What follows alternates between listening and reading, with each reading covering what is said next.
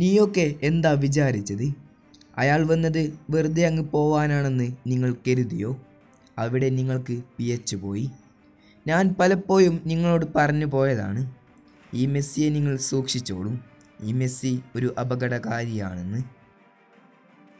ഈ മെസ്സി വന്നത് ചുമ്മാ പോവാനല്ല, സർവ്വതും അയാൾ നേടിയെടുക്കാൻ വരികയാണ്.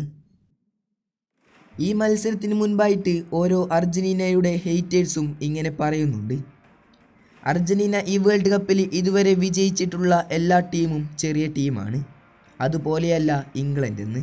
മെസ്സിയെയും സംഘത്തെയും വേൾഡ് കപ്പിൽ നിന്ന് അവർ പുറത്താക്കും. മത്സരത്തിന് മുൻപായി ഓരോ അർജന്റീന ഹെയ്റ്റേഴ്സും ഇതൊക്കെയായിരുന്നു പറഞ്ഞിരുന്നത്. ഏത് ഇംഗ്ലണ്ട്, ഏത് ബെല്ലിംഗാം, അവരെയൊക്കെ തട്ടിയിട്ടുണ്ട്.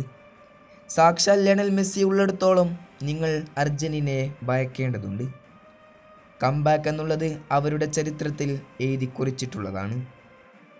മത്സരത്തിൻ്റെ 55-ാം മിനിറ്റിൽ ഇംഗ്ലണ്ടിന് വേണ്ടി ആൻ്റണി ഗോർഡൻ ഗോൾ സ്കോർ ചെയ്യുമ്പോൾ ഓരോ അർജന്റീന ആരാധകരെയും പലരും പരിഹസിച്ചിരുന്നു. കളിയാക്കലുകൾ അവരുടെ നേരെ പതിച്ചിരുന്നു.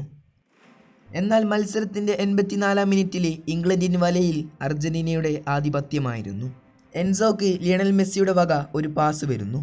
തുടർച്ചയായി 2 ലോങ് റേഞ്ച് ഷോട്ട് അടിച്ചുവെങ്കിലും എൻസോക്ക് അതൊന്നും ലക്ഷ്യത്തിലേക്ക് എത്തിക്കാൻ സാധിച്ചിരുന്നില്ല.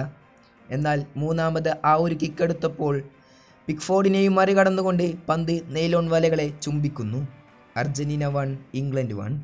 മത്സരം 1-1 എന്ന സ്കോറിലായിരുന്നപ്പോഴും ഇംഗ്ലണ്ട് ഡിഫെൻഡിങ്ങിലായിരുന്നു. അത് അർജന്റീന മുതലെടുക്കുകയും ചെയ്തു. 91-ാം മിനിറ്റിൽ മെസ്സിയുടെ വീക്ക് ഫൂട്ടായ റൈറ്റ് ഫൂട്ട് കൊണ്ട് ബോക്സിലേക്ക് ഒരു ക്രോസ് വരുന്നു. പകരക്കാരനായി ഇറങ്ങിയ ലൗതാരോ മാർട്ടിനസ് ആ പന്തിനെ ഹെഡ് ചെയ്യുന്നു. പിക്ഫോർഡിന് നോക്കിയിരിക്കാനേ സാധിച്ചതുള്ളൂ. പന്ത് വലയിലോട്ട്. 2-1 എന്ന സ്കോറിൽ അർജന്റീന ഇംഗ്ലണ്ടിനെ തോൽപ്പിച്ച് ഫൈനലിലോട്ട് എത്തുകയാണ്. അടുത്ത എതിരാളികൾ സ്പെയിനാണ്.